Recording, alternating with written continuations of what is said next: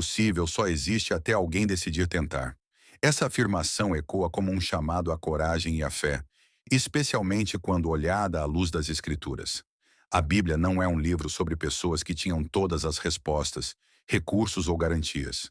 Ela é, sobretudo, um testemunho de homens e mulheres que decidiram dar um passo, mesmo quando tudo parecia insuficiente. E é justamente nesse espaço, entre o medo e a obediência, que Deus se manifesta com poder.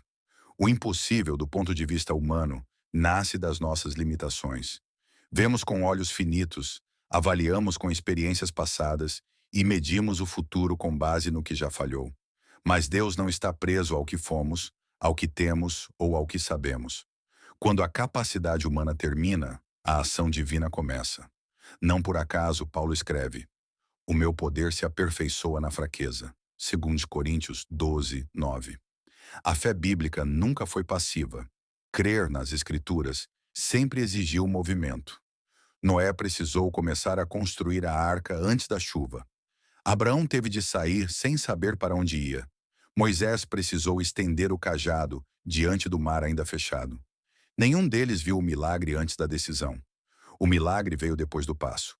Isso nos ensina algo fundamental. Deus raramente remove o impossível antes da tentativa. Ele nos chama a caminhar em direção a Ele mesmo quando o chão parece incerto. O medo nesses momentos não é sinal de ausência de fé, mas de humanidade. A diferença está em quem governa nossas escolhas: o medo ou a confiança. Muitas vezes, o maior obstáculo não é a dificuldade externa, mas a voz interna que diz: não vai dar certo, não é para você, você não é capaz. A Bíblia mostra que Deus não escolhe os mais preparados. Ele prepara os que escolhe. Gideão se via como fraco. Davi era apenas um pastor. Jeremias se achava jovem demais. Ainda assim, Deus os chama não pelo que são no momento, mas pelo que podem se tornar nele. Decidir tentar não é ignorar os riscos, é decidir que eles não terão a palavra final. É entender que a obediência vale mais do que a segurança e que a fé, mesmo tremendo, ainda é fé. Quando Pedro saiu do barco para andar sobre as águas, o vento não cessou, o mar não se acalmou imediatamente. Mas ele descobriu que era possível caminhar onde antes só se afundava. O impossível também tem um papel pedagógico.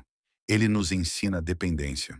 Enquanto achamos que damos conta sozinhos, oramos pouco, confiamos pouco e nos rendemos pouco. Mas quando o desafio é maior do que nós, aprendemos a olhar para cima. E é nesse olhar que somos fortalecidos. Essa reflexão não fala apenas de grandes milagres visíveis, mas de batalhas silenciosas. Recomeçar depois de uma perda, perseverar quando ninguém vê, acreditar em si mesmo quando tudo parece dizer o contrário.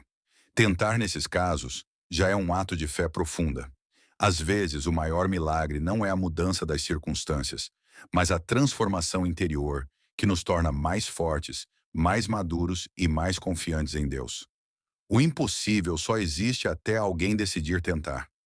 Essa frase carrega uma verdade profunda que dialoga diretamente com a fé cristã e com a caminhada emocional de qualquer ser humano. A Bíblia nos mostra, repetidas vezes, que os limites humanos nunca foram um obstáculo para Deus. Eles sempre foram o ponto de partida. Quando a força acaba, quando as respostas faltam, quando a coragem parece pequena demais, é exatamente ali que Deus começa a agir.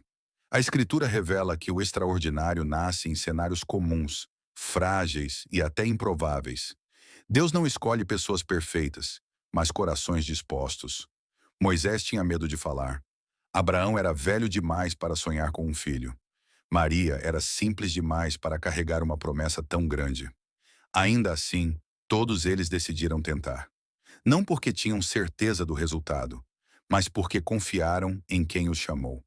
E aqui está uma verdade que toca profundamente o emocional. O medo não é sinal de fracasso. É sinal de que algo importante está diante de você. Sentir medo não significa que você não tem fé. Significa que você é humano. A diferença está no que você faz com esse medo. Ou ele te paralisa, ou ele se torna um empurrão que te leva a confiar mais em Deus do que em si mesmo. Muitas pessoas desistem não porque não podem, mas porque se convenceram de que não conseguem. A dor do passado, as perdas, as decepções e as palavras negativas criam muros invisíveis que parecem intransponíveis. Mas Deus não vê você pelo que te machucou. Ele vê você pelo que ainda pode florescer. O impossível, muitas vezes, é apenas um nome que damos ao que ainda não tentamos com fé. Se essa mensagem falou com o seu coração, deixe seu like para que ela alcance mais pessoas. Inscreva-se no canal para receber mais reflexões que fortalecem a fé e o emocional.